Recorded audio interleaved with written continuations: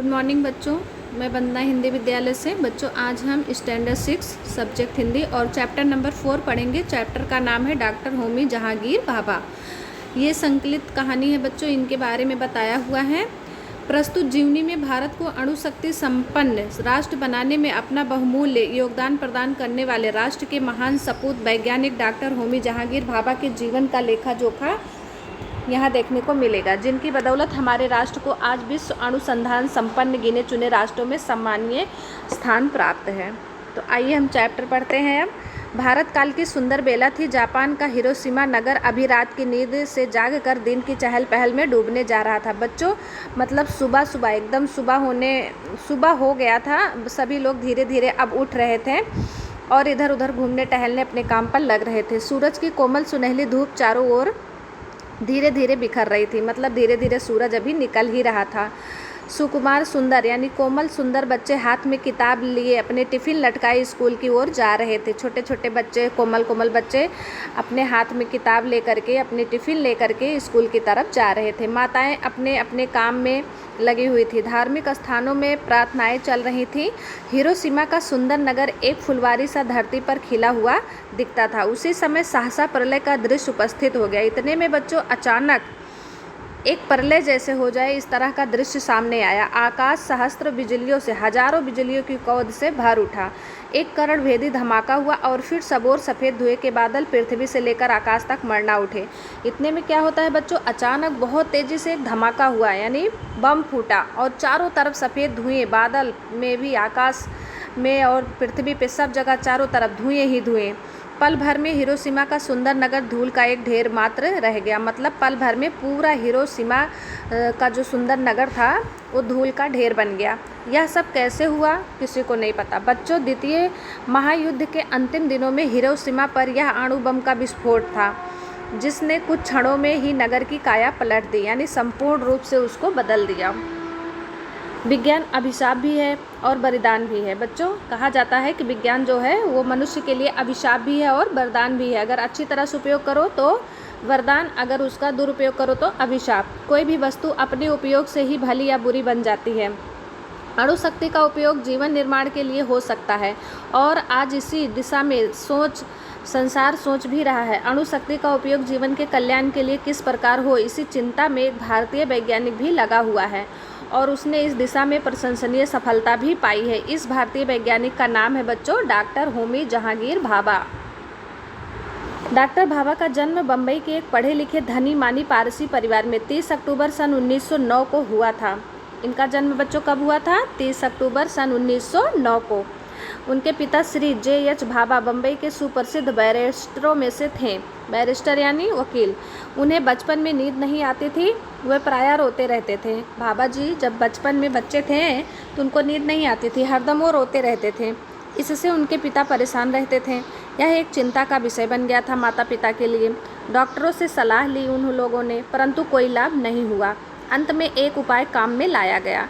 इसके सामने ग्रामोफोन बजाया जाने लगा। जब फ़ोन का रिंग इस बच्चे के सामने बजता था ना बच्चों, तो यह जो है चुप हो जाता था बच्चा उसको सुन करके। यह उपाय बहुत ही कारगर हुआ।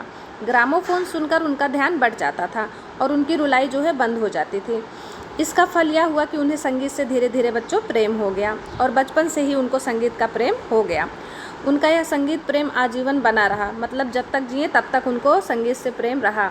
उन्हें पाश्चात्य राग रागनियों पर भी अच्छा अधिकार हो गया था, मतलब वो काफ़ी जो है संगीत को अच्छी तरह से सुनते थे और सराहते थे। उनकी प्रारंभिक शिक्षा बम्बई में कैथेड्रल और जॉन कानन हाई स्कूल में हुई। बच्चे वे पढ़ने लिखने में तेज थे ही। उन्होंने 15 वर्ष की आयु में ही सीनियर कैम्ब्रिज की परीक्षा उत्तीर्ण कर ली। 15 वर्ष की आयु में ही उन्होंने सीनियर की परीक्षा उत्तीर्ण कर ली। उनके पिताजी उन्हें शिक्षा प्राप्त करने के लिए यूरोप भेजना चाहते थे उसके बाद, परंतु उनकी आयु कम होने के कारण यह संभव नहीं हो सका। पिताजी ने क्या सोचा कि अब इनको हम यूरोप भेज दें ऊंची पढ़ाई करने के लिए, आगे बढ़ने के लिए, लेकिन देखा कि उनकी उम्र कम है, इसलिए उनको नहीं भेज सके। लाचार हो उन्होंने स्थानीय एल्फिंटन्स कॉलेज में प्रवेश लिया। उसके बाद उन्हें रॉयल इंस्टीट्यूट ऑफ साइंस में दाखिल कराया गया। वहाँ से उन्होंने बम्बई विश्वविद्यालय की ISC की परीक्षा जो है सम्मानपूर्वक प्रथम श्रेणी में, यानी बच्चों फर्स्ट पास हुए। वे यहाँ के सबसे प्रतिभाशाली विद्यार्थी में से एक थे।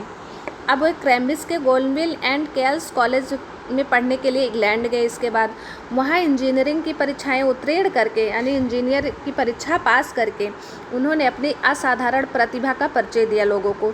इस परीक्षा में परीक्षार्थी को 6 विशेष विषयों में से केवल 3 विषय की परीक्षा देनी होती थी। मतलब पढ़ाया जाता था बच्चों उनको 6 विषय, लेकिन परीक्षा सिर्फ 3 विषय की देनी पड़ती थी। परंतु उन्होंने मतलब बाबा जी ने सभी विषयों की परीक्षा दी और सब में अच्छे अंक पाए। उन्हें इंजीनियरिंग के साथ साथ गणित और भौतिक विज्ञान से भी अत्यधिक प्रेम था। ये 2 विषय उनके काफ़ी प्रिय थे। इन विषयों के अध्ययन के लिए वे कैम्ब्रिज के केएस कॉलेज में सन 1930 ईस्वी में प्रविष्ट हुए यानी प्रवेश किए। यहाँ उन्हें 2 वर्ष के लिए विशेष छात्रवृत्ति मिल गई, मतलब स्कॉलरशिप। कैम्ब्रिज में पढ़ते समय ही उन्होंने यूरोप के विभिन्न देशों में जाकर विद्युत एवं चुंबक संबंधी साधारण बातों के अतिरिक्त कॉस्मिक किरण की मौलिक खोजों के संबंध में भाषण देने का अवसर भी इनको प्राप्त हुआ। यहीं से इन भाषणों के फलस्वरूप इनकी ख्याति फैलने लगी, मतलब इनकी प्रसिद्धि होने लगी चारों तरफ। सन 1932 में उन्हें ट्रिनिटी कॉलेज से उच्च गणित का अध्ययन करने के लिए भी एक छात्रवृत्ति मिली। फिर से मिली इनको स्कॉलरशिप बच्चों पढ़ने के लिए।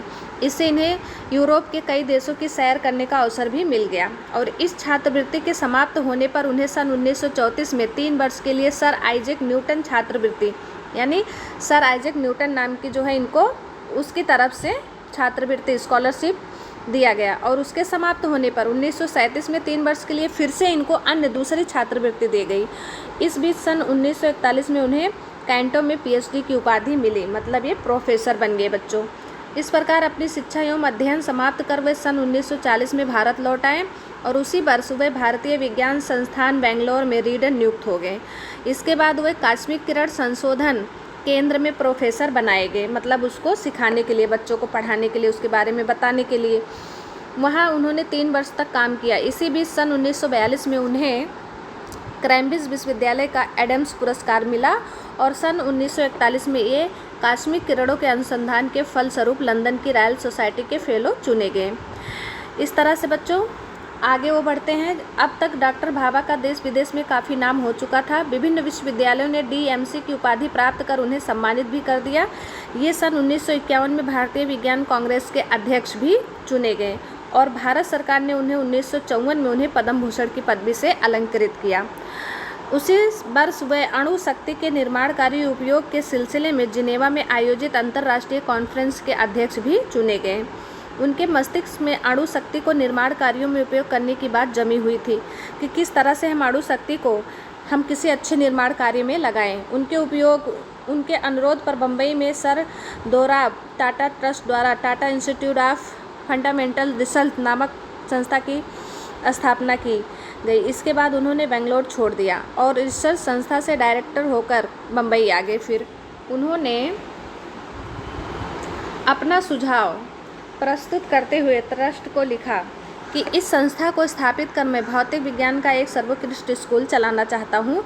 मैं चाहता हूँ कि आने वाले वर्षों में आणविक शक्ति के कार्यों के लिए भारत को दूसरों का मुंह ना ताकना पड़े। मतलब हमारे यहाँ देश में खुद ही एक संस्था चले जिससे हम यहाँ पे लोगों को सिखा सके और यहाँ पे कार्य कर सके, हम दूसरे की मुंह ताकने के लिए जो है बाध्य ना हो। इस संस्था से प्रतिवर्ष प्रशिक्षित वैज्ञानिक निकल रहे हैं। आज इसका श्रेय डॉक्टर भाभा को ही है। उनका भारतीय वैज्ञानिक जीवन जो है मुख्य रूप से यहीं से प्रारंभ हुआ बच्चों।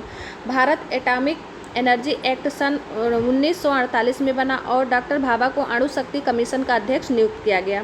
बाद में वे भारत सरकार के अणु शक्ति विभाग के सचिव के साथ साथ अणु शक्ति शोध संस्थान ट्राम्बे के संचालक का भी काम देखते थे।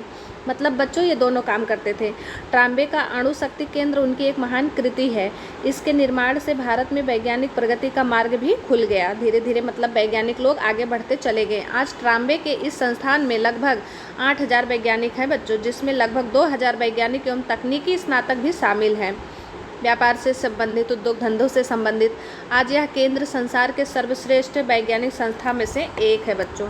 डॉक्टर भाभा सुप्रसिद्ध वैज्ञानिक होने के साथ साथ संगीत प्रेमी तो थे ही, क्योंकि उनको तो मैंने पहले बताया बचपन से जब रोते थे ग्रामोफोन सुना दिया जाता था तो चुप हो जाते थे, तभी से उनको संगीत का प्रेम हो गया था। उन्हें नृत्य कला एवं चित्रकला में भी बचपन से ही रुचि थी। नाचना, गाना, चित्र बनाना ये सब भी उनको अच्छा लगता था बचपन से। भारतीय तथा पाश्चात्य नृत्य देखने में उन्हें समान आनंद आता था। मतलब वो नाच गाना बहुत देखते थे। उनके माता पिता ही इन्हें बचपन में चित्र बनाने के लिए प्रोत्साहित किया करते थे। एक बार इन्होंने अपनी गौशाला की गाय और बछड़े का चित्र बनाया। बच्चों, जो गौशाले में गाय और बछड़े घर के होते हैं तो इनके घर में भी पाले गए होंगे, तो इन्होंने अपने घर के गाय और बछड़े का ही चित्र बना डाला और चित्र बहुत सुंदर था। लोगों ने उनकी सराहना की, मतलब उनकी प्रशंसा की। एक प्रसिद्ध चित्रकार ने तो उसे देखकर कहा था, यह बालक एक दिन महान कलाकार बनेगा। उसके बाद उन्हें ड्राइंग और चित्रकला की शिक्षा भी बाद में दिलाई गई। बाद में उन्होंने विदेश भ्रमण के समय अनेक कलाकारों से भेंट की और अपनी कला को विकसित किया। इस तरह से इंग्लैंड के प्रसिद्ध चित्रकार ने उनकी कला को देखकर उनसे कहा था कि आप चित्रकला को भी अपने जीवन का अंग बनाएं।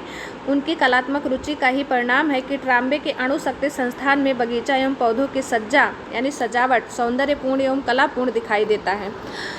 टाटा इंस्टीट्यूट की गैलरियों तथा कमरों में सजे चित्र एवं वहाँ के उपवन यानी बच्चों बगीचा उनकी वैज्ञानिकता एवं कलात्मकता के सुंदर संगम है। यानी ये सब अगर सुंदर दिखाई पड़ता है तो भाभा की वजह से। डॉक्टर भाभा का जीवन अत्यंत सरल एवं उदार था। वे सदा दूसरों को बढ़ावा देते रहते थे अच्छे काम करने के लिए और उन्हें भरपूर सहायता भी देते थे ताकि उसमें सफल हों। उनकी एकमात्र इच्छा थी कि भारत विज्ञान के क्षेत्र में खूब आगे बढ़े। अपने शिष्यों को वे यही सलाह देते थे कि वह इस दिशा में अपनी पूरी शक्ति से काम करें। बच्चों, 24 फरवरी सन 1966 का दुर्भाग्यपूर्ण दिन माना जाता है क्योंकि भारतीय विमान सेवा का कंचनजंगा नामक जेट बम्बई से जिनेवा जा रहा था। तब उसी समय उसमें डॉक्टर भाभा को मिलाकर 117 यात्री थे। पश्चिमी यूरोप की सबसे ऊंची चोटी माउंटेन ब्लैक के ऊपर घना कोहरा छाया हुआ था और विमान उसी से जाकर टकरा गया और वहीं पे टूटकर नष्ट हो गया। और भारतीय विज्ञान जगत का वह ज्वालायमान यानी जो बहुत ही अच्छे विज्ञान के व्यक्ति थे वो वहीं पे ख़त्म हो गए। यानी ज्वालायमान नक्षत्र उनको माना जाता है, वो नक्षत्र वहीं पे बुझ गया, अर्थात उसमें भाभा जी की मृत्यु हो गई। डॉक्टर भाभा की मृत्यु से राष्ट्र को ही नहीं विश्व को एक महान क्षति पहुंची। यानी सभी को हानि हुई, राष्ट्र को तो हुआ ही, पूरे विश्व को भी हानि हुई। अब वो नहीं है, परंतु उन्होंने विज्ञान जगत को जो अमूल्य भेंट दी है वह भावी वैज्ञानिकों के मार्गदर्शन के रूप में हमेशा अमर रहेगी। तो बच्चों, उन्होंने जो अच्छे काम किए थे आज वैज्ञानिक लोग उसको याद करके और उसी के मार्ग पर चल करके उनको जो है अमर बनाकर रख दिए हैं, वो कभी भूले नहीं जाएंगे। अब आता है बच्चों इससे संबंधित शब्द टिप्पणी यानी शब्दार्थ। तो यहाँ देखो, सबसे पहला शब्द है बेला। बेला मतलब समय या काल। कल्याण मतलब भलाई। प्रतिभाशाली मीन्स होता है तेजस्वी। आजीवन मीन्स जीवन भर। उत्तीर्ण मीन्स सफल। प्रविष्ट मीन्स दाखिल। विद्युत मीन्स बिजली। ख्याति मीन्स प्रसिद्धि। उपाधि मीन्स पदवी। अनुसंधान मीन्स खोज। अनुरोध मीन्स आग्रह। सर्वोत्कृष्ट यानी सर्वोत्तम बच्चों। श्रेय मतलब यश। पाश्चात्य मीन्स पश्चिमी। सराहना मीन्स प्रशंसा। भ्रमण यानी घूमना। कोहरा यानी धुंध। क्षति मतलब बच्चों नुकसान, हानि। कास्मिक यानी अंग्रेजी यानी ब्रह्मांडीय। इंस्टीट्यूट मतलब अंग्रेजी, ये भी शब्द है। कास्मिक और इंस्टीट्यूट अंग्रेजी शब्द है। संस्थान जिसको हम कहते हैं ब्रह्मांडीय संस्थान, यानी कास्मिक अंग्रेजी शब्द है जिसका मतलब ब्रह्मांडीय होता है, और इंस्टीट्यूट यानी अंग्रेजी शब्द है जो इसका मतलब संस्थान होता है। पद्म भूषण मीन्स भारत सरकार के 3 सर्वोच्च पुरस्कार में से एक पुरस्कार। आणविक यानी अणु के विभाजन या संयोजन संबंधी। तो ये था शब्दार्थ बच्चों। अब आता है नीचे मुहावरे। काया पलट होना, संपूर्ण परिवर्तन होना। ध्यान बट जाना, ध्यान का दूसरी ओर हट जाना। भ्रमण करना यानी घूमना या सैर करना। कारगर सिद्ध होना यानी उपयोगी सिद्ध होना। मुँह ताकना यानी निर्भर होना किसी दूसरे पर। प्रोत्साहित करना यानी उत्साह बढ़ाना। तो बच्चों अब आता है अभ्यास का प्रश्न। तो अभ्यास के प्रश्न में पहला प्रश्न है कि डॉक्टर भाभा को संगीत से प्रेम कैसे हो गया। चलो बताओ बच्चों, अभी मैंने पाठ में आपको पढ़ाया है कि डॉक्टर भाभा को संगीत से प्रेम कैसे हुआ। तो डॉक्टर भाभा जो थे बचपन में जब बच्चे थे, छोटे थे, तो जो है बहुत रोते थे, हरदम रोते थे। उनके माता पिता परेशान हो गए, डॉक्टरों को भी दिखाया तो भी जो है वो नहीं ठीक हुए, हमेशा रोते रहते थे। तो उनके पिता ने क्या किया, एक दिन ग्रामोफोन बजा दिया और वो ग्रामोफोन का संगीत सुन करके वो चुप हो गए। तभी से उनको संगीत प्रेम हो गया। डॉक्टर भाभा के यूरोप जाकर शिक्षा प्राप्त करने में क्या रुकावट थी। तो बच्चों उनकी उम्र बहुत कम थी, इसके लिए वो यूरोप नहीं जा सके पढ़ने के लिए। डॉक्टर भाभा ने सर टाटा ट्रस्ट को क्या सुझाव दिया था। तो ये क्वेश्चन नंबर 3 है बच्चों। इन्होंने क्या सुझाव दिया था कि इस संस्था को मैं स्थापित कर भौतिक विज्ञान का एक सर्वोत्कृष्ट स्कूल चलाना चाहता हूँ। मैं चाहता हूँ कि आने वाले वर्षों में आणविक शक्ति के कार्यों के लिए भारत को किसी दूसरे का मुंह नहीं ताकना पड़े, ये सुझाव दिया था। अगला प्रश्न है बच्चों चौथा, डॉक्टर भाभा का जीवन कैसा था? तो सादा एवं उदार जीवन था। इनका जीवन जो था सादा, सरल एवं उदार था। डॉक्टर भाभा की मृत्यु कैसे हुई? तो बताओ बच्चों, अभी मैंने लास्ट में बताया कि डॉक्टर भाभा की मृत्यु किस तरह से हुई। तो इसका आंसर कुछ इस तरह से, 24 फरवरी सन 1966 के दिन भारतीय विमान सेवा का कंचनजंगा नामक जेट बम्बई से जिनेवा जा रहा था। जो उस समय उसमें डॉक्टर भाभा को मिलाकर 117 यात्री थे और वो विमान यूरोप की सबसे ऊंची चोटी माउंट ब्लैक के ऊपर कोहरा छाया हुआ था, नहीं दिखा, वहीं जाकर टकरा गया और वो नष्ट हो गया, उसी में उनकी मृत्यु हो गई। अब आता है बच्चों स्वाध्याय का पहला प्रश्न है, पहला अणु बम किस शहर पर गिराया गया था? तो इसका उत्तर होगा हिरोशिमा नामक शहर पर गिराया गया था। डॉक्टर होमी जहांगीर का जन्म कहाँ और कब हुआ? दूसरा प्रश्न है कि डॉक्टर होमी जहांगीर का जन्म कहाँ और कब हुआ था? तो बच्चों डॉक्टर होमी जहांगीर का जन्म बम्बई में 30 अक्टूबर 1909 के दिन हुआ था। तीसरा प्रश्न है, डॉक्टर भाभा को रॉयल सोसाइटी ऑफ लंदन का फेलो चुना गया। डॉक्टर भाभा को बच्चों इसका उत्तर कुछ इस प्रकार से होगा कि डॉक्टर भाभा को रॉयल सोसाइटी ऑफ लंदन का फेलो क्यों चुना गया? तो इन्होंने क्या किया था कि 1942 में उन्हें कैम्ब्रिज विश्वविद्यालय का एडम्स पुरस्कार मिला और सन 1941 में ये कॉस्मिक किरणों के अनुसंधान के फलस्वरूप लंदन की रॉयल सोसाइटी के फेलो चुने गए थे। अगला प्रश्न है पांचवा, भारत सरकार ने उन्हें किस पदवी से अलंकृत किया? चौथा क्वेश्चन है, ईस्वी सन 1951 में उन्हें किस संस्था का अध्यक्ष चुना गया था? तो बच्चों उन्हें 1951 में भारतीय विज्ञान के संस्था का अध्यक्ष चुना गया था। पांचवा प्रश्न है, भारत सरकार ने उन्हें किस पदवी से अलंकृत किया? तो बच्चों इसका उत्तर है कि भारत सरकार ने उन्हें पद्म भूषण पदवी से अलंकृत किया। छठा प्रश्न है, भारत एटॉमिक एनर्जी एक्ट कब बनाया गया? तो बच्चों भारत एटॉमिक एनर्जी एक्ट 1948 में बनाया गया। सातवां प्रश्न है, अणु शक्ति कमीशन के प्रथम अध्यक्ष कौन थे? तो बताओ बच्चों। तो अणु शक्ति कमीशन के प्रथम अध्यक्ष डॉक्टर होमी जहांगीर भाभा थे। अब आता है क्वेश्चन नंबर 2, सूचना अनुसार लिखिए। पाठ में आए हुए चहल पहल धीरे धीरे जैसे 4-5 शब्दों को खोजकर लिखिए। तो बच्चों इन शब्दों को आपको स्वयं खोजना है और लिखना है, जैसे चहल पहल, धीरे धीरे, पास पास, इधर उधर, इस तरह से आपको 4-5 शब्द खोजकर लिखना है। दूसरा प्रश्न है, दो वाक्यों के बीच और परंतु फिर भी जैसे शब्दों का प्रयोग कर एक सार्थक पैराग्राफ परिच्छेद लिखिए। तो आप जो है इसमें पैराग्राफ नंबर 2 लिख सकते हैं। इस पाठ में से पैराग्राफ नंबर 2 लिख सकते हैं। इसमें इसी से संबंधित जो है ये परिच्छेद है। क्वेश्चन नंबर 3, आपने जो परिच्छेद लिखा है उसे वर्ग के समक्ष स्वस्वर शुद्ध उच्चारण के साथ पढ़िए। तो बच्चों जब आप इस पैराग्राफ को लिख के लाएंगे तब हम जो है आपको इसको बच्चों के सामने पढ़ाएंगे। क्वेश्चन नंबर 3, निम्नलिखित शब्दों को शब्दकोश क्रम में लिखिए। तो बच्चों ये शब्दकोश क्रम में लिखने वाला जो अक्षर शब्द दिया हुआ है, प्रभात, सहसा, दृश्य, मस्तिष्क, लाचार, काल, नगर, वरदान, चमत्कार, राग, तो ये आप लोगों को स्वयं ढूंढ कर लिखना है। क्वेश्चन नंबर 4, गत विज्ञान मेले के बारे में 8-10 वाक्य लिखिए। तो गत विज्ञान का मतलब क्या होता है बच्चों? जो हमारे स्कूल में प्रतिवर्ष विज्ञान मेला लगता है, जिसमें स्कूल के सारे बच्चे जो है भाग लेते हैं। सभी साइंस का जो है प्रोजेक्ट बना करके लाते हैं और उसको जो है अपने अपने क्लास में सजाते हैं। टीचर भी उनका साथ देती हैं। इस तरह से जो है जानकारियाँ प्राप्त होती हैं। तो इसके बारे में आपको 8-10 वाक्य लिखना है। क्वेश्चन नंबर 5, बड़े होकर आप क्या बनना चाहते हैं? सोचिए और 8-10 वाक्य लिखिए। तो बच्चों ये प्रश्न आपको स्वयं करना है कि आप बड़े होकर क्या बनना चाहते हो। पहले सोचो, इसके बाद उसके बारे में आप 8-10 वाक्य आप लिखो। मतलब जो भी आप बनना चाहते हो, डॉक्टर, इंजीनियर, जो भी आप बनना चाहते हो, वकील बनना चाहते हो, टीचर बनना चाहते हो, उसके बारे में 8-10 वाक्य आपको लिखना है।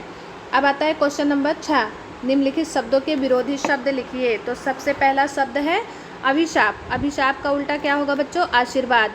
इसके बाद प्रगति। प्रगति का उल्टा अवनति। उत्तीर्ण। उत्तीर्ण का अनुत्तीर्ण। कोमल का कठोर। सफलता का असफलता। मृत्यु का जीवन। अब क्वेश्चन नंबर 7, निम्नलिखित शब्दों के लिए दो समानार्थी शब्द लिखिए। तो पहला है प्रभात। प्रभात यानी क्या होता है बच्चों? सुबह। तो सुबह और भोर। सूरज का भानु और दिन। आकाश का नभ और गगन। निशा, रात का आता है निशा और रजनी। माता का माँ, मैया। काया का शरीर या गात। शरीर और गात मीन्स काया यानी शरीर। 8वां क्वेश्चन है निम्नलिखित मुहावरे के अर्थ लिखकर वाक्य में प्रयोग कीजिए। तो पहला यहाँ पे शब्द है काया पलट होना, यानी संपूर्ण परिवर्तन होना। यानी भूकंप आने के बाद जब मकान गिर गया तो लोगों ने उसका फिर से जो है काया पलट किया। इस तरह से आपको वाक्य प्रयोग करना है। नंबर 2 है ध्यान बट जाना, यानी ध्यान दूसरी तरफ चले जाना। ध्यान दूसरी तरफ जाने से दुर्घटना हो सकती है। नंबर 3 भ्रमण करना, यानी सैर करना। बाबा जी ने देश विदेश जाकर सैर किया। इसके बाद है कारगर सिद्ध होना, यानी उपयोगी साबित होना। तो इसका भी इसी तरह से आपको वाक्य प्रयोग करना है। 5वां है मुँह ताकना, दूसरे पर निर्भर होना। 6ठा है प्रोत्साहित करना, यानी उत्साह बढ़ाना। तो इन सब का भी आपको स्वयं जो है वाक्य प्रयोग करना है। इसके बाद आता है क्वेश्चन नंबर 9, हमारे पूर्व राष्ट्रपति और महान वैज्ञानिक भारत रत्न डॉक्टर APJ अब्दुल कलाम के बारे में 10 वाक्य लिखिए। तो बच्चों ये आपको स्वयं ढूंढकर लिखना है और समझना है। तो यहाँ पे आपका ये पूरा स्वाध्याय और आपका पूरा पाठ कंप्लीट होता है। सब मैंने पढ़ा दिया, समझा दिया। आपको अच्छे से पाठ को पढ़ना है, समझना है और लिखकर याद करना है सारे क्वेश्चन आंसर को। Thank you.